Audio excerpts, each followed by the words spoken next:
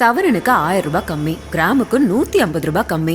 இந்த மாதிரி ஆஃபர் எல்லாம் லலிதா ஏன் கொடுக்கறது இல்ல? கோல்ட் ரேட்டை எப்படிங்க குறைக்க முடியும்? 500 ரூபாய் நோட்டை 400 ரூபாய்க்கு தர மாதிரி இருக்கு. கோல்ட் ரேட்ல டிஸ்கவுண்ட்னாலே வேஸ்டேஜ்ல ஏத்திருக்காங்கன்னு தான் அர்த்தம். எப்போ அந்த வேஸ்டி ஷர்ட்டு பேண்ட் ஷர்ட்டு அதுலேயே நாங்கள் இது ஓடிக்கிட்டு இருக்கா சும்மா நார்மலாக கேட்டு ஓடிட்டு இருக்கு. ஓ சரி சார் நன்றி நன்றி. வாழ்த்துக்கள். ஃபஸ்ட்டு படத்தை கொஞ்சம் ஜட்ஜ் பண்ணுறது கொஞ்சம் முன்ன பின்ன மானியத்தினை போட்டு தான் ஜட்ஜ் பண்ணுவேன். நீங்கள் ஃபஸ்ட்டு படம் இல்லைங்க, ஃபஸ்ட்டு படம் சொல்கிறவங்க சொல்கிறேன், உங்களை சொல்லலை. மாடுகிட்ட இப்படி பழகணும் அப்படிங்கிற மாதிரி எல்லாமே தெரியும். பேசிக்கே தெரியும்ல, மாடுன்னா கொஞ்சம் ஜாக்கிரதையாக இருக்கணும். ஜல்லிக்கட்டு மாடுனா ரொம்ப ரொம்ப ஜாக்கிரதையாக தான் இருக்கணும். அதுக்கு ஏற்ற மாதிரி தான் ஜாக்கிரதையாக இருந்து அப்படியே கொஞ்சம் கொஞ்சமாக பழகிடுச்சு. மாடு ரொம்ப நல்லா பழகிடுச்சு. ஆனால் இந்த தக் லைஃப் ரிப்ளே அப்படிங்கிறது விமலனாக்கு வந்து ஒரு பழக்கப்பட்ட இல்லைப்பா, அதெல்லாம் எனக்கு யதார்த்தமாக வர்றது. இதெல்லாம் ஐடியா பண்ணி செய்வாங்க. அதுதான் கேட்க, இந்த பிளான் பண்ணி பண்ணுறதா இல்லை நேச்சுரலாகவே? பிளான் பண்ணால் எதுவுமே வராது. பிளான் பண்ணாமல் வர்றது தான் தக் லைஃப். அதுக்கு நீங்கள் ஒரு கட் பண்ணி கண்ணாடியை போட்டு ஒரு ஒரு சவுண்டை போட்டு அதுக்கு நான் என்ன பண்ணுறது? இப்போது கூத்துப்பட்டறை காலத்துக்கு போனோம் அப்படின்னா அந்த காலத்துக்குலாம் வேணாம், இந்த காலத்துலேயே போவோம். ஓகே, ஒரிஜினலாக அந்த மாடு ஜல்லிக்கட்டு கலை தான். ஜல்லிக்கட்டு காலை பட் படத்துக்கு பாண்டிமணி அது கதையில் வந்து இது இல்லை. இப்போ நான் வந்து ஒரிஜினலாக மாடு பிடிக்கிறேன்னா கிடையாது இல்லை. ஆனால் இப்போ நீங்கள் படம் தொடர்ந்து தமிழ் சினிமா ஃபாலோ பண்ணிட்டே வந்துருக்கீங்க. இந்த பேன் இந்தியா படங்கள் அதெல்லாம் பார்க்குறீங்களாண்ணா? அது மேலே உள்ள ஒரு அபிப்பிராயம் என்ன? படம் பேன் இந்தியா படம் நல்லாயிருக்கும், பார்ப்போம். நீங்களும் தானே பார்ப்பீங்க, எல்லோரும் பார்ப்போம். ரீரிலீஸ் படங்கள் இப்போ நிறையா வந்துகிட்டு இருக்கு. உங்கள் படம் ஏதாச்சும் இப்போ ரீரிலீஸ் பண்ணால் அந்த மக்கள் பார்த்து என்ஜாய் பண்ணுவாங்க நினைக்கிற படங்கள்? தெரியல, அது அவங்க ப்ரொடியூசர் தான் கேட்கணும். இப்போது புதிய அறிமுகம் ஆச்சி ஹோட்டல் சாம்பார் 50 கிராம் ரூபாய் 20 மட்டுமே. Rubilux paints, best quality, best value for money. உங்கள் பேர் சொல்லும் பெயிண்ட் ரூபிலக்ஸ் பெயிண்ட்ஸ். பிகின் டாக்கீஸ் மக்களுக்கு வணக்கம். இன்னைக்கு வடம் படத்துடைய டீம் வந்து நம்ம கூட இருக்காங்க, அவங்க கூட பேசலாம். சார் வணக்கம். சார் வணக்கம். வணக்கம். எஸ், ட்ரெய்லர் பார்த்தேன் சார், ரொம்ப சூப்பராக இருந்தது. நீங்களே சொல்லியிருந்தீங்க ஜல்லிக்கட்டு வந்து நிறைய படத்தில் காமிச்சிட்டாங்க, வடமாடு ஜல்லிக்கட்டை பற்றி யாருமே பெருசாக காமிக்கல அப்படின்னீங்க. படம் எப்படி வந்திருக்கு அதை பற்றி சொல்லுங்கள் சார். படம் நல்லா வந்திருக்கு. மார்ச் 6ஆம் தேதி படம் ரிலீஸு. நீங்கள் சொன்ன மாதிரி வடமாடு மஞ்சுவர்ட்டை பற்றி இது ஒரு பேஸ். வடமாடு மஞ்சுவர்ட் அந்த காளையை வளர்க்குற கேரக்டர் தான் என் கேரக்டர். அந்த காளையை வளர்த்து அதை எப்படி ஜெயிக்க வைக்கணும், அந்த மாதிரி இப்போ கதைகள் போயிட்டுருக்கும். ஒரு கமர்ஷியல் படம், கமர்ஷியல் படத்துக்குள்ளே ஒரு கதை அம்சம் கொண்ட ஒரு கமர்ஷியல் படமாக இருக்கும். ஓகே சார், நீங்கள் சொல்லுங்கள் சார், ஏன் இந்த கான்செப்ட் உள்ள கொண்டு வர நினச்சிங்க? நம்ம கதையை யோசிக்கும் போது ஏதாவது வித்தியாசமாக ஒரு விஷயம் தோணும். கொஞ்சம் மக்களுக்கு வேறு ஏதாவது மாதிரி ஒரு விஷயம் பண்ணணும்னு தோணும் போது, சரி ஏதாவது ஒன்று பண்ணணும் அப்படிங்கும்போது ஒரு மாட்டை பற்றி ஒரு படம் பண்ணணும். அப்படிங்கும்போது நீங்கள் ஜல்லிக்கட்டு அப்படிலாம் நிறையா பார்த்துருப்பீங்க. அப்போ வடமஞ்சு விரட்டை வந்து இது வரைக்கும் யாரும் சினிமாவில் வரலை. அப்போ இதை வச்சு பண்ணலாம் அப்படின்னு சொல்லியிருக்கோம். அதை தாண்டி இந்த மாட்டுக்கு நமக்கான கனெக்ட், எனக்கு தனிப்பட்ட இண்டிவிஜுவலாக ஒரு காளைக்கும் என் குடும்பத்துக்குமான ஒரு பெரிய கதை இருக்குது. அதோட பாதிப்பு தான் இந்த படம். ஓகே, எப்படி விமலண்ணா எப்படி மைண்டில் வந்தார் இந்த படத்துக்கு? இல்லை, நீங்கள் வந்து குடும்பத்தில் ஒருத்தராக ஒரு கேரக்டர் வேணும்னா ஆட்டோமேட்டிக்காக ஒரு ஆர்டிஸ்ட்டை தேடும். ஒரு சில கதைகள் வந்து ஒரு சிலருக்கு மட்டும்தான் ரொம்ப எப்படி இருந்தாலும் சூட் ஆகும். அந்த வகையில் வடம் வந்து சார், நீங்கள் படம் பார்க்கும்போது தெரியும், இது சார் தான் பண்ணியிருக்கணும், வேறு யாரும் ஆப்ஷனே இல்லை அப்படிங்கிற மாதிரி ஒரு குடும்பத்தில் ஒருத்தராக இருப்பார். யதார்த்தமான கதைக்கு ஒரு யதார்த்தமான மனிதர். ரொம்ப அருமையாக வந்திருக்கு. சார் நிறையா ரிஸ்க் எடுத்து நல்லா பண்ணியிருக்காங்க. இந்த படம் ரொம்ப நல்லாயிருக்கும். ஓகே சார், வணக்கம் சார், ப்ரொடியூசர் சார். சார் பார்த்தேன் சார், ப்ரொமோஷன் வந்து ஆகஸ்ட் மாதம்லேருந்து பண்ணிகிட்டு இருக்கீங்க, வரிசையாக ப்ரொமோஷன்ஸாக போயிட்டுருக்கு. படம் ரிலீஸ் ஆக போகுது, எப்படி இருக்குது சார் அந்த ஃபீல்? சார் நல்லா இருக்குது சார், படம் நான் பார்த்துட்டேன், ரொம்ப அழகாக இருக்குது சார். ஸோ வந்து ஸ்டார்டிங்கில் நமக்கு இந்த ஃபீல்டு வந்து புதுசு சார், இதான் முதல் படம். ஸோ பண்ணும்போது டைரக்டர் சார் வந்து கதை சொல்லும்பொழுது ரொம்ப அழகாக நேர்த்தியாக சொல்லியிருந்தார். அதோட அழகாக படம் எடுத்திருந்தார். உடனே பண்ணலானே அப்படின்னாரு. அதே மாதிரி ஃபோனில் பேசும்போது இமிடியேட்டாக அன்னைங்கிற ஒரு வார்த்தை தான் பேசினார். இப்போ நமக்கு ஃப்ரெண்ட்லியை தாண்டி ஒரு ஃபேமிலியாக ஒருத்தராக ஃபீல் வந்தது. அது மாதிரி ஷூட்டிங் ஸ்பாட்லேயே நிறையா டைம் அதிகமாக எடுத்துக்கிறாமல் அந்த ஷெடியூல் கரெக்டாக முடிச்சு கொடுத்தாங்க. நம்ம இன்வெஸ்ட்மெண்ட் பண்ணதுக்கும் அவங்க எதிர்பார்த்ததும் கரெக்டாக முடிச்சு கொடுத்தாங்க. ஸோ அந்த டயத்தில் அவருக்கு இடையிலலாம் கொஞ்சம் உடம்புல கொஞ்சம் இதாக இருந்தது, நைட் ஷூட்லலாம். அதையும் பொருட்படுத்தாமல் அந்த ஷூட்டிங் முடிச்சு போனார். நல்லபடியாக பண்ணி கொடுத்தாங்க. அவர் டைரக்டர் சாரும் கரெக்டான கமிட்மெண்ட் கொடுத்து கரெக்டாக பண்ணி கொடுத்தாங்க. மாட்டுக்கு நமக்கு ஒரு பெரிய பந்தம் இருக்குது சார். அது உங்களுக்கு இருக்குது, எனக்கு இருக்குது சார், எல்லா மக்களுக்குமே இருக்குது. இன்றைக்கி 8 கோடி பேர் தமிழ்நாட்டில் இருக்காங்க சார். அதில் ஒரு 30 லட்சம் பேர் தான் மாடு வளர்க்குறாங்க. அந்த மாட்டில் இருக்கிற பால் எல்லாருமே சாப்பிட்றாங்க சார். பாலாக இருக்கட்டும், வெண்ணெயாக இருக்கட்டும், நெய்யாக இருக்கட்டும், தயிராக இருக்கட்டும், எல்லார் வீட்லேயுமே அது ஒவ்வொருத்தரோட உடம்புலையும் அது பிளட்டாக மாறி நிற்கிது சார். அதுக்கு எல்லாருமே கடமைப்பட்டிருக்கோம். அதுக்காக கடைக்கோடி மக்களுக்கும் போய் இந்த படம் சேரணும். வெள்ளித்திரையில் பார்க்கும்பொழுது எல்லாரும் ஒரு ரோல் மாடலாக எடுத்துக்கோங்க. ஒரு ஹீரோ பண்ணார்னா நான் போய் படம் பார்த்தேன்னா அவர் மாதிரியே பண்ணணும்னு நினைப்பேன். சின்ன வயசில் ஜாக்கி சான் படம்லாம் பார்க்கும்பொழுது அந்த குட்டி சவரை தாண்டி வரும் படம் முடிஞ்சு வந்தோன்னே அது ஒரு ஆக்கப்பூர்வமாக இருக்கும். அது மாதிரி இந்த படம் பார்த்தோன்னே எல்லார் வீட்லேயும் ஒரு மாடு வளர்க்கணும்னு ஒரு ஆசை இருக்கும். மாடு வளர்க்க முடியாதவங்க வந்து அதை பராமரிக்கிறதுக்கு சப்போர்ட் பண்ணுறதுக்கு ஒரு விருப்பப்படுவாங்க சார். ஆனால் சொல்ல மாட்டேன், ட்ரெஸ்ஸு சூப்பராக இருக்குண்ணா, நல்லா ஸ்டைலிஷாக இருக்கீங்க பார்க்க. நன்றி நன்றி. ஒரே வாரத்தில் முடிச்சிட்டிங்க. நன்றி நன்றி. எப்போ அந்த வேஷ்டி ஷர்ட்டு, ஃபேன் ஷர்ட்டு அதுலேயே நாங்கள் இது ஓடிக்கிட்டு இருக்கா சும்மா நார்மலாக கேட்கு? ஓடிட்டு இருக்கு. ஓ சரி சரி. நன்றி நன்றி. எப்போ அந்த ஃபேன் ஷர்ட்டு அதிலே பார்த்து பழகிட்டோம், சூப்பராக இருக்குது. ஹாட் பேண்ட் ஷர்ட்லேயே பார்த்து பழகிட்டீங்களா? இப்போ இதுவும் பேண்ட் ஷர்ட் தான். டிஷர்ட்டில் ஏன்னா இந்த வடம் படத்தினுடைய ப்ரொமோஷன்ஸுக்கு மட்டும் டிஷர்ட் போடுறீங்க, ஜாக்கெட்டு அந்த மாதிரி ஏதாச்சும் காரணம் இருக்கா? இப்படிலாம் கிடையாதுப்பா, என்ன தோணுதோ அதை போட்டு வர வேண்டியதான். நான் அந்த ஆடியோ லான்ச்சில் சொல்லியிருந்தீங்க, நான் மாஸ் ஹீரோ எனக்கு வேணாம், நல்ல மனசுள்ள ஹீரோவாக நான் இருந்துக்கிறேன் அப்படிங்கிற மாதிரி நீங்கள் ஒரு வார்த்தை சொன்னீங்க. ஆனால் நாங்கள் முன்னாடி பார்த்த விமலன்னா வந்து மாஸ் படங்கள் எல்லாம் பண்ணியிருக்கீங்க. களவாணி படம், மன்னர் வகையரா எல்லாமே கொஞ்சம் மாஸ் ஓரியன்டாக தான் இருக்கும். ஏன் அந்த இது வேண்டான்னு நினைக்கிறீங்க? வேண்டான்னு நினைக்கலப்பா, ஒரு அந்த ஸ்டேஜில் அதுக்கு முன்னாடி பேசினவர் சொன்னார் அப்படின்ட்டு அவருக்காக சொன்னேன். சரி, நீங்கள் விளாண்டுருக்கீங்களாண்ணா ஜல்லிக்கட்டு? ஜல்லிக்கட்டு இந்த படத்தில் நம்ம மாடோட ரொம்ப நெருங்கி பழகக்கூடிய ஒரு அனுபவம் கிடச்சிச்சு. நம்ம மாடோட சின்ன வயசுலேருந்து நான் மாடோட பழகிருக்கேன்னா இந்தளவுக்கு இவ்வளோ நாள் இந்த ஜல்லிக்கட்டு காளையோடலாம் பழகிறேன். நம்ம ஒரு பசு மாடு, வண்டி மாடு, நம்ம வீட்டில் வண்டி மாடுலாம் இருந்துச்சு நான் சின்ன வயசாக இருக்கும்போது. அப்போ வந்து இந்த டயர் வண்டிம்பாங்க, வண்டியை கட்டி விட்டு அது வாட்டில் போயிட்டுருக்கோம். அதிலலாம் ஏறி உட்காந்துக்கிட்டு போகிறதுக்கு ஆசைப்பட்டுட்டு சின்ன வயசுலேருந்து போவோம். அந்த மாதிரி மாடுகளோட பழகிருக்கேன். அப்புறம் பால் கறக்கும்போது பக்கத்தில் இன்னும் வேடிக்கை பார்க்குறது, அந்த மாதிரிலாம் பார்த்துருக்கோம். இதில் வந்து இந்த ஜல்லிக்கட்டு காளையோட கிட்டத்தட்ட ஒரு 40-45 நாள் கூடவே இருந்தோம். ஃபஸ்ட்டு கொஞ்சம் பயமாக தான் இருந்தது. அப்புறம் போக போக ஒரு 4-5 நாள் அந்த மாடு கொஞ்சம் நல்லா பழகிருச்சு. பழகி ரொம்ப அதுவும் சப்போர்ட்டாக இருந்தது. ஏன்னா முன்னாலாம் கொஞ்சம் தொடர்றதுக்கெலாம் பயந்துக்கிட்டு இருந்தோம். உசுன்னு சொல்லும்போது பயமாக இருக்கும். அப்புறம் பாண்டிமணி, அதோட ஒரிஜினல் பேர் வந்து சோழன், படத்தில் வந்து பாண்டிமணி. அப்புறம் ரொம்ப நல்லா பழகிருச்சு. நீங்கள் சொல்லி ஒரு சூப்பராக ஒரு கதை இருக்குது, நல்ல ஒரு நெரேட் பண்ணுறாங்க, ஸ்க்ரீன் ப்ளே சூப்பராக இருக்குது. ஒரு புதுமுக அறிமுக டைரக்டர் அப்படிங்கும்போது அந்த கதையை நம்பலாமா, இவர் எடுப்பாரா வேணாமா, அந்த ஒரு தாட் இருக்குல்லண்ணா, அந்த ஒரு எண்ணம், அது எப்படி நீங்கள் யோசிக்கிறீங்க? டைரக்டர் கதை சொல்லும்போது சில புது டைரக்டருக்கும்போது கொஞ்சம் ஒரு அச்சம் இருக்க தான் செய்யும். ஐயோ சொல்கிறாங்களே, சொல்கிற மாதிரி எடுத்துடுறாங்களேன்னு. பட் அவங்களோட அந்த ஒரு பாடி லாங்குவேஜ் அவங்க பழகிறதுலே தெரிஞ்சிடும், அந்த அவங்க பேச்சிலே தெரிஞ்சிடும். இது இவங்க கரெக்டாக எடுத்துருவாப்புல, எடுக்க மாட்டான், அப்படி வச்சு ஒரு கணிக்கிறது தான். ரெண்டாவது ஒரு படம் ஹிட்டு கொடுத்துட்டா அடுத்த படம் பண்ணிடுவாங்கன்றது ஈஸியாக ஜட்ஜ் பண்ணிடலாம். ஃபஸ்ட்டு படத்தை கொஞ்சம் ஜட்ஜ் பண்ணுறது கொஞ்சம் முன்ன பின்ன மானியத்தினை போட்டு தான் ஜட்ஜ் பண்ணணும். நீங்கள் ஃபஸ்ட்டு படம் இல்லைங்க, ஃபஸ்ட்டு படம் சொல்கிறவங்கள சொல்கிறேன், உங்களை சொல்லலை. சார் பார்க்கும்போது பெரிய கேஸ்டிங் இருக்குது, நட்டி சார் இருக்காங்க, முனிஷ்காந்த் சார், பாலசரவணன், எப்படி மேனேஜ் பண்ணீங்க அந்த இடத்துல? இல்லை, எனக்கு உண்மையிலே சொல்கிறேன், அப்படிலாம் பெருசாக டாஸ்க்காக எதுவுமே இல்லை. எல்லாமே கரெக்டாக அமைஞ்சு எல்லாருமே அவங்கவுங்க வேலையை சிறப்பாக பண்ணாங்க. பதட்டப்படுற அளவுக்கு எதுவுமே இல்லை. எல்லாருமே அவங்கவுங்க கரெக்டாக வந்தாங்க, கரெக்டாக அமைஞ்சு. சில நேரங்களில் நாம் முடிவு பண்ணுவோம், சில நேரங்களில் இயற்கை முடிவு பண்ணுவோம். என்னை பொறுத்தவரை வடம் படம் வந்து முழுக்க முழுக்க இறைசக்தி தான். ஏன்னா மழையாக இருக்கட்டும், மாட்டோடு இருக்கும்போது அந்த மாடு சின்னதாக ஏதாவது நடந்திருந்தால் கூட, இப்போ ஃபஸ்ட் நாள்லாம் பார்த்திங்கன்னா ஒரு சின்னதாக ஹீரோயினை டப்புன்னு அடிச்சிருச்சு, அன்னைக்கு வேறு ஏதோ நடந்தால் ஒரு நாள் ஷூட் போயிருக்கோம். ஆனால் அதெல்லாம் நல்லா அதுலேருந்து தப்பிச்சு, இப்படி நிறையா விஷயங்கள் இயற்கை எங்களுக்கு ஒத்துழைச்சிருக்குது. சார் வந்ததுலேருந்தே இறைசக்தி தான் நம்புகிறேன் நான். ஓகே ஓகே ஓகே நீங்கள் எப்படி, நான் அது சேஃப்டியெல்லாம் தெரியுமா உங்களுக்கு? முன்னாடி மாடுகிட்ட இப்படி பழகணும் அப்படிங்கிற மாதிரி எல்லாமே தெரியும்? பேசிக்காக தெரியும்ல, மாடுனா கொஞ்சம் ஜாக்கிரதையாக இருக்கணும். ஜல்லிக்கட்டு மாடுனா ரொம்ப ரொம்ப ஜாக்கிரதையாக தான் இருக்கணும். அதுக்கேற்ற மாதிரி தான் ஜாக்கிரதையாக இருந்திருந்து அப்படியே கொஞ்சம் கொஞ்சமாக பழகிடுச்சு. மாடு ரொம்ப நல்லா பழகிடுச்சு.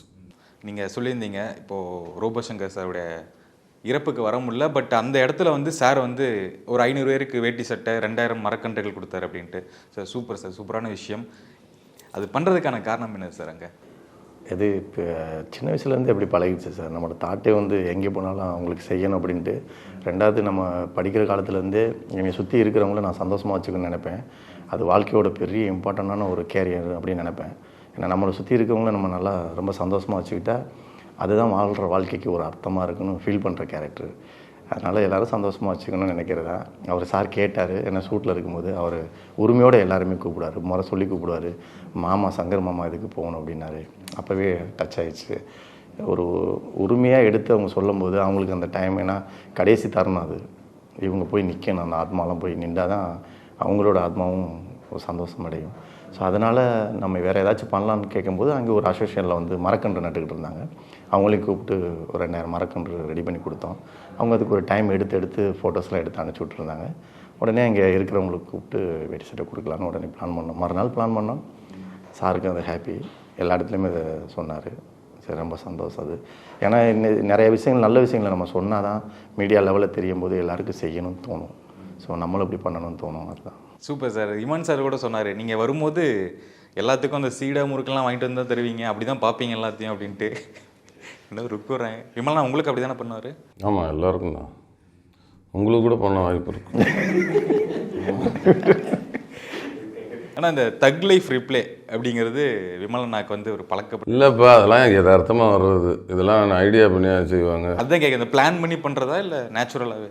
பிளான் பண்ணால் எதுவுமே வராது. பிளான் பண்ணாமல் வர்றது தான் தக் லைஃபு. பிளான் பண்ணி வந்தால் அது கொக்கு லைஃப். Cook life. சரி, எப்படி சார் ஸ்பாட்டில் அண்ணா தக் லைஃப் கொடுப்பாரா நிறையா? அவர் எப்போவுமே அப்படிதான் ஜாலியாக ஒரு வாட்டுக்கு. நான் இருக்க மாதிரி தான்ப்பா தம்பி இருக்கேன். அது நீங்கள் எதாவது சொல்கிறீங்க, இதுக்கு பேர் தக்கு. அதுக்கப்புறம் தான் எனக்கே தெரியுது. பேர் நீங்கள் வச்சிங்க, அவருக்கு உண்மையிலே அப்படி தெரியல. எப்போவும் இருக்கிற மாதிரி தான் நான் இருக்கிறேன். அதுக்கு நீங்கள் ஒரு கட் பண்ணி கண்ணாடியை போட்டு ஒரு ஒரு சவுண்டை போட்டு அதுக்கு நான் என்ன பண்ணுறது? அவர் ரொம்ப ஈல்வா இப்படி தான் இருப்பார். நீங்கள் அதெல்லாம் நீங்கள், ஆனால் தப்பான விஷயம் இல்லைண்ணா, அது ஜாலியான விஷயம் தானே. அது ஜாலியாக தப்போ எனக்கு வர்றது தானே நான் செய்ய முடியும். சூப்பர்ண்ணா. கேள்வி மறந்து போச்சா?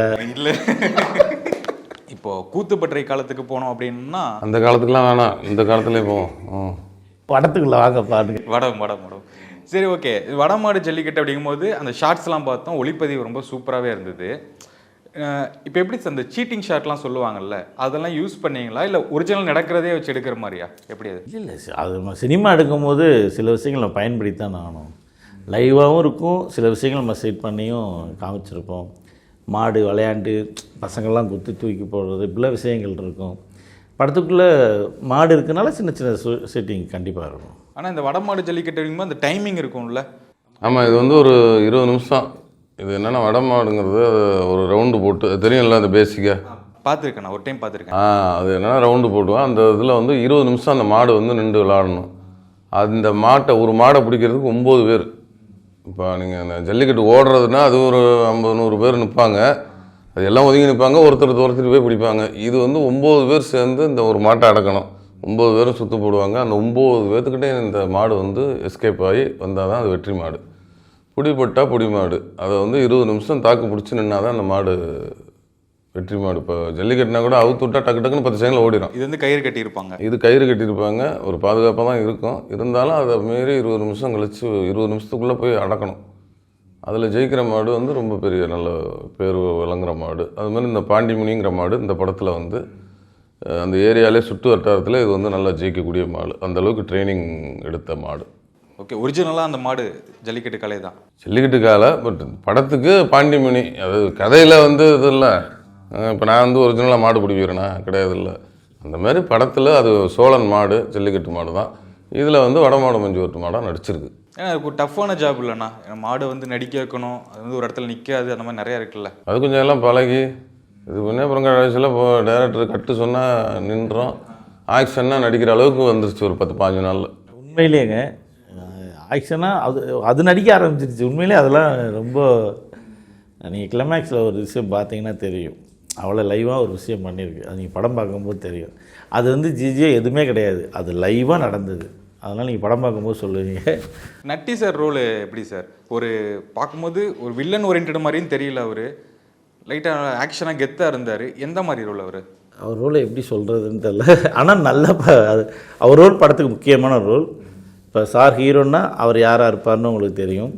ஆனால் முழுக்க அப்படி இருக்காது. இந்த உலகத்தில் எல்லாருமே வில்லன்னா தனி மனுஷர். இப்போ எனக்கு பிடிக்காத முறை எனக்கு வில்லன், அப்படி தானே? ஆனால் அவங்க ஃபேமிலியில் நல்லவங்களா இருப்பாங்கல்ல. அவர் பாயிண்ட் ஆஃப் வியூல நான் இல்லை. ஆமாம், இவர் வில்லன் கிடையாது. அவர் பாயிண்ட் ஆஃப்ல இந்த கதாபாத்திரத்தோட பாயிண்ட் ஆஃப் வியூல இந்த கதாபாத்திரம் இல்லைனா தானே தெரியும். எல்லா படங்கள் மாதிரியும் இவன் வில்லன் அப்படின்லாம் அக்மார் குத்துற வில்லன் கிடையாது. வில்லன்னா அந்த வேறு மாதிரிலாம் இருப்பாங்களா, அப்படி எந்த செயலும் இது ஒரு குடும்பத்துக்குள்ளே ஒரு ஊருக்குள்ளே நடக்கிற கதை.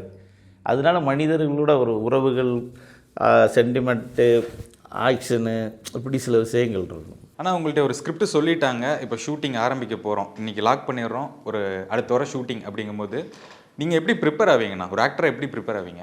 அந்த கதை கேட்டோன்னே தெரிஞ்சிடும். ஏன்னா கதை கேட்கும்போதே இப்படி தான் இருக்கணும், இந்த ஒரு வடிவமைப்பு பண்ணிடுறாங்க இந்த மாதிரி தான்ட்டு.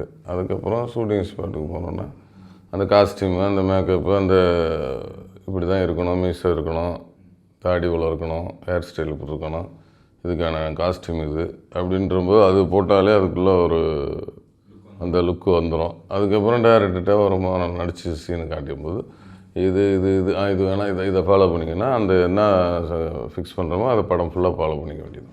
இந்த ஸ்கிரிப்டிங்லாம் வாங்கி இந்த டைலாக்ஸ் வாங்கி படிக்கிறது, முன்னாடி ப்ரிப்பேர் பண்ணுறது, அந்த மாதிரிலாம் அதுதான் கதை கேட்கும்போது வந்துடுது. இப்போ நாளைக்கு என்ன சீனுங்கிறது முதல் நாள் சொல்லிடுவாங்க, இப்போ நாளைக்கு இந்த சீன் எடுக்க போகிறோம் அப்படின்ட்டு. அதுக்கப்புறம் ஸ்பாட்டில் வந்து எல்லா நடிகர்களும் சேரும்போது அங்கே ஒரு இம்ப்ரவைஸ் ஆகும். ஒரு டைலாக்கோ எல்லாவோ அங்கே இப்போ எல்லாம் இப்போ பாலா தம்பி இருக்கா, பாலசரவணன் தம்பி, இப்போ நட்டி சாராக இருக்கட்டும், முனிஷ்கந்தரனாக இருக்கட்டும், ஆடுகளம் நாராயணனாக இருக்கட்டும், நிறையா ஆர்டிஸ்ட்டு இப்போ எல்லோரும் இப்போ ஒரு பஞ்சாயத்து சீன் வச்சுக்கோங்க, அந்த ஊரே பஞ்சாயத்து சீனில் எல்லாருமே இருப்போம். இப்போ பஞ்சாயத்து சீன் இப்படி தான் ஆரம்பிக்குது, இப்படி தான் முடியுது அப்படின்ற சீன் பேப்பர் இருக்கும். இப்போ இதில் யார் என்ன பேசணும் டைலாக், அப்போ எக்ஸ்ட்ரா நான் இதை பேசிட்டேன் அது பேசிட்டேன்னு சொல்லி கலந்து பேசி எல்லோரும் பேசி ஓகே அப்படின்னா டேரக்டாக இது நல்லாயிருக்கு இதை வச்சுக்கோங்கன்னா அப்படியே போயிட வேண்டியதான். நீ பஞ்சாயத்து சீன் உண்மையிலே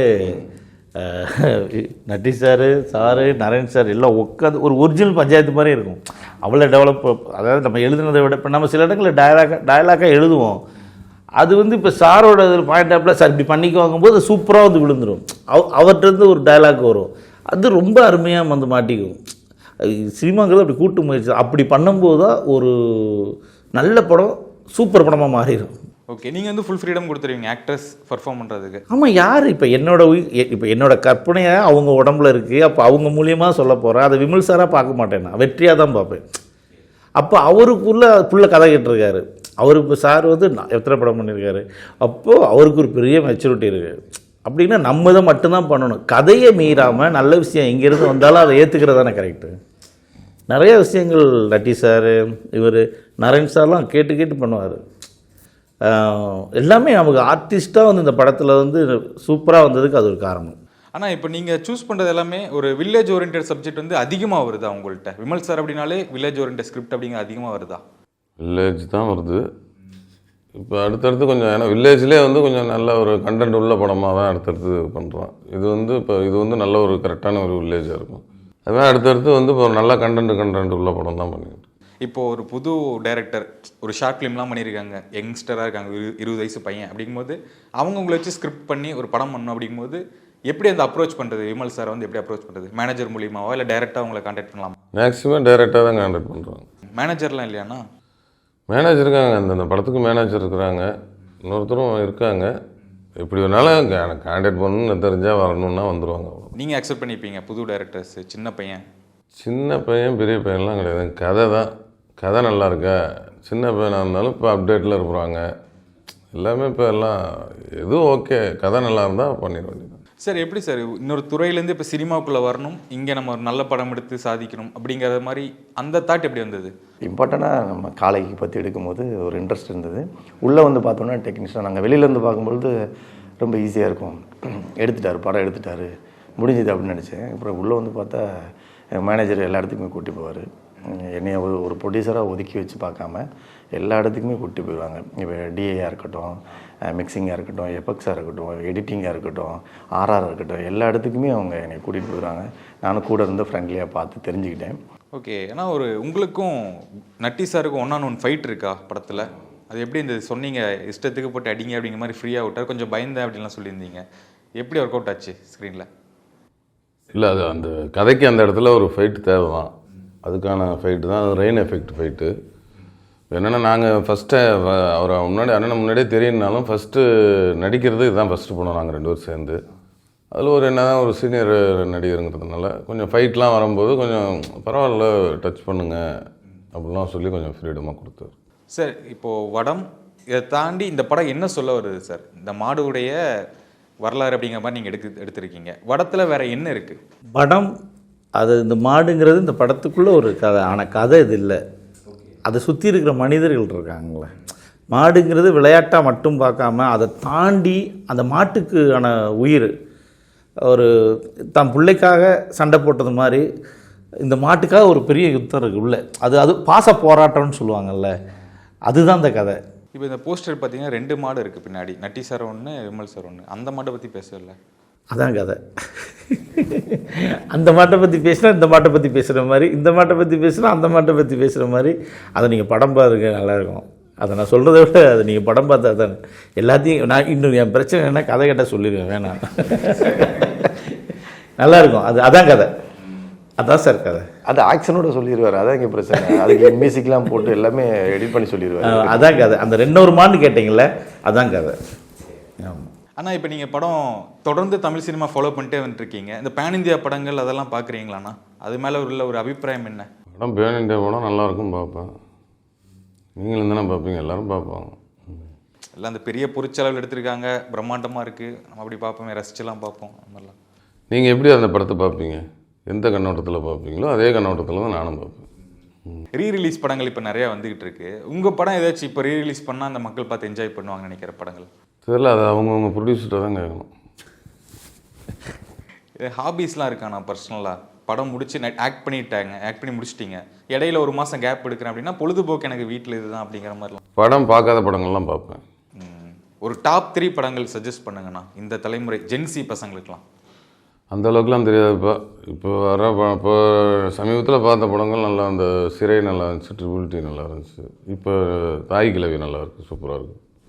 பாலசரவணன் சார் பர்ஃபார்மன்ஸ் சூப்பர். ஆமாம், தம்பி பாலா வந்து இதில் நடிச்சிருக்கிறாப்புல, இதுலேயும் நல்லா பண்ணிருக்காப்புல. தாய் கிழவிலாம் கலக்கிட்டாப்புல.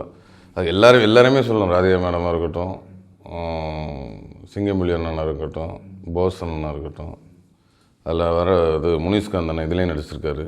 இதில் நடித்தவங்களே அதில் 3 பேர் நடிச்சிருக்கிறாங்க. அவர் முனிஷ்காந்த் அண்ணனும் ரொம்ப நல்லா பண்ணியிருக்காங்க. கிளைமேக்ஸ் ரொம்ப பிடிச்சிருந்தது. அவர் பாலசரவணனோட நடிப்பு, அந்த ஒரு ஆம்புலன்ஸில் ஒரு அம்மா இறந்தம்போது கண்ணு கலங்க, அந்த இதெல்லாம் ரொம்ப டச்சிங்காக ஃபீலாக இருந்தது. லைட்டாக கண்ணு கலங்குச்சு உங்களுக்கு? கண்ணு கலங்குச்சு. அது அந்த அவர் பாலா தம்பி வந்து அழுதது வந்து அது ரியலாகவே கண் கலங்கி அழுதாப்பலாம். அதனால் ரொம்ப நடிப்பு மாதிரியே இல்லை. நடிப்பு மாதிரி இல்லை, ரொம்ப யதார்த்தம் வந்தது. ரொம்ப நல்ல படம். சமீபத்தில் பார்த்ததில் தாய் கிழவி ரொம்ப அருமையான படம். சார் 3 பேர்த்துக்குமே ஒரு கேள்வி என்னென்னா, இப்போது கரண்ட்டாக வந்து பெரிய பட்ஜெட் படங்கள் அப்படிங்கும்போது பெரிய படம் ரிலீஸ் ஆகுது, அதுக்கான வரவேற்பு வந்து கொஞ்சம் கம்மியாக இருக்குது. சின்ன பட்ஜெட் படங்கள் மக்கள் நல்லா ஏற்றுக்கிறாங்க, கண்டென்ட்டாக இருந்தால் பார்க்குறேன் அப்படிங்கிற மாதிரி எடுத்துக்கிறாங்க. அதுக்கு உங்களுக்கு பெரிய பட்ஜெட் சின்ன பட்ஜெட்லாம் கிடையாதுங்க. படம் நல்லா இருக்கணும், லாஜிக்காக இருக்கணும், காமெடினா காமெடி சிரிக்கணும், சென்டிமெண்ட்னா சென்டிமெண்ட்டு அழுகணும், இல்லை பேய் படமாக நல்லா பயமாறுத்தணும். எதை நம்ம கையில் எடுத்துக்கிறோமோ அதை வந்து கரெக்டாக செஞ்சு சொல்லிடணும். சொன்னால் மக்கள் ஆடியன்ஸ் ரசிப்பாங்க. கொஞ்சம் எதாவது முன்ன பின்ன லேக் ஆனால் தான் இதாகிடும். வீட்டிலலாம் பார்த்துட்டு ரிவ்யூ எப்படின்னா சொல்கிறாங்க உங்களுக்கு? படத்தோட இந்த படம் இப்படி இருக்குது அப்படின்னு ரிவ்யூலாம் சொல்லுவாங்களா? இந்த படம் 6ஆம் தேதி சொல்லுவாங்க. சரிண்ணா, நீங்கள் சொல்லுங்கள் சார். அந்த பெரிய படம் சின்ன படம் எது ஓடுது அப்படின்னு டிசைட் பண்ணுறாங்களா? எனக்கு சார் சொல்லிட்டாரு, பெரிய படம் சின்ன படம்னு ஒன்றுமே கிடையாது. ஒரே கேரக்டர் தான் எல்லா படத்துலையும், ஹீரோ ஹீரோயினி வில்லன். இதில் எந்த அளவுகளும் மாறாது. பின்னாடி உடைக்கிற காரு, பின்னாடி போடுற செட்டு, அது எல்லாமே உயிர் இல்லாதது. ஆனால் பெரிய படமாக இருந்தால் சின்ன படமாக இருந்தாலும் இந்த உயிர்கள் இருக்குல்ல, அந்த கேரக்டரேஷன், அதில் உயிர் இருக்கிற படம் மட்டும்தான் மக்கள் ஏற்றுக்குவாங்க. நீங்கள் வம்பா செலவு பண்ணுன்னு சொல்லிட்டு பின்னாடி நீங்கள் வந்து 500 கோடிக்கு செட்டு போட்டாலும், நீங்கள் பாகுபலி எடுத்துக்கங்க, செட்டு அப்படிங்கிறது அப்படி பார்க்கும்போது ஒரு பிரமிப்பு, அவ்வளோதான். ஆனால் அங்கே உள்ளே இருந்த கதை தான் அந்த படத்தோட வெற்றி. அங்கே இருந்த ஒரு காதல், ஒரு அம்மா சென்டிமெண்ட்டு, ஒரு வீரம், ஒரு நம்பிக்கை துரோகம், இதுதான் அந்த படத்தோட வெற்றி. அதுக்காக அதே மாதிரி நிறையா படம் எடுத்தாங்க. ஏன் ஓடலைன்னா பின்னாடி செட்டு மட்டும் போட்டால் பெரிய படம் கிடையாது, உள்ளே இருக்கிற உயிர் தான். கரகாட்டக்காரரில் இருக்கிற அதே ஃபீல் தான் நீங்கள் பாகுபலியும். 2 உயிர். என்ன இதில் செலவு பண்ணல, இல்லை செலவு பண்ணியிருக்காங்க. நீங்களாக நினச்சிக்கிறீங்க பெரிய படம் சின்ன படம்னு. அப்படிலாம் ஒன்றுமே கிடையாது. கதை அம்சம் உள்ள எல்லா படமும் பெரிய படம். என்னை பொறுத்தளவில் காசு செலவழிக்கிற படத்தை பெரிய படம் நான் ஒத்துக்கவே மாட்டேன். சார், இமான் சாருடைய மியூசிக்கல், நீங்களும் இமான் அண்ணா வந்து ஒரு பிளாக் பஸ்டர் காம்போ மாதிரி இந்த பாண்டிமணி பாட்டு கேட்டோம், சூப்பராக இருந்தது. உங்கள் காம்போ பற்றி? பாண்டிமணியும் நல்லாயிருக்கு, அந்த மெலோடி சாங்கும் நல்லாயிருக்கும். பொங்கலோ பொங்கல் சாங்கு எல்லாம் சாங்காக எல்லாமே சூப்பராக பண்ணியிருக்காரு. அதேமாரி படத்தோட ஆர்ஆரும் ரொம்ப ரொம்ப, ஏன்னா அந்த படத்தில் ஆர்ஆர் ரொம்ப முக்கியம். ஏன்னா ஒவ்வொரு இடத்துலையும் ரொம்ப நல்லா சூப்பராக ஆர்ஆர் பண்ணியிருக்கு. படம் ஃபுல்லாகவே நல்லாயிருக்கு. ஆர்ஆர் சாங்ஸ் எல்லாமே இமான் சார் வந்து நல்லா சூப்பராக பண்ணியிருக்காங்க. அதேமாதிரி இந்த படத்தோட ஒளிப்பதிவு பிரசன்னா அவர்கள் ஒளிப்பதிவு ரொம்ப நேர்த்தியாக சூப்பராக பண்ணியிருக்கிறாங்க. ஏன்னா அந்த வடமாடெல்லாம் அந்த ஒளிப்பதிவெல்லாம் ரொம்ப நல்லா, அந்த கிரவுண்டு எல்லாமே ரொம்ப நல்லா பிடிச்சிருக்காரு. சாங்ஸ் நல்லா பண்ணியிருக்காங்க. அது மாதிரி ஒளிப்பதிவாக இருக்கட்டும், எடிட்டராக இருக்கட்டும், ஜோசப் ஒரு எடிட்டிங் ரொம்ப நல்லா பண்ணியிருக்காங்க. டெக்னீஷியன் எல்லாருமே ரொம்ப சிறப்பாக பண்ணியிருக்காங்க. படம் ரொம்ப நல்லா வந்திருக்கு. மார்ச் 6ஆம் தேதி படம் வந்து திரைக்கு வருது. எல்லோரும் தேட்டரில் போய் பாருங்கள். எல்லாருக்கும் பிடிச்ச படமாக இருக்கும். இது வந்து ஒரு நல்ல ஒரு கமர்ஷியல் படம் தான், ஆனால் கதை அம்சம் உள்ள ஒரு கமர்ஷியல் படமாக இருக்கும். ஃபேமிலியோடு போய் ஒரு முகம் சொல்லிக்காமல் ஒரு நல்ல படம் பார்த்தோம். அதுமாதிரி இந்த வடமாடு மஞ்சு வரட்டை பற்றி தெரியாதவங்களும் தெரிஞ்சுக்கிறதுக்கான ஒரு நல்ல படமாக இருக்கும்.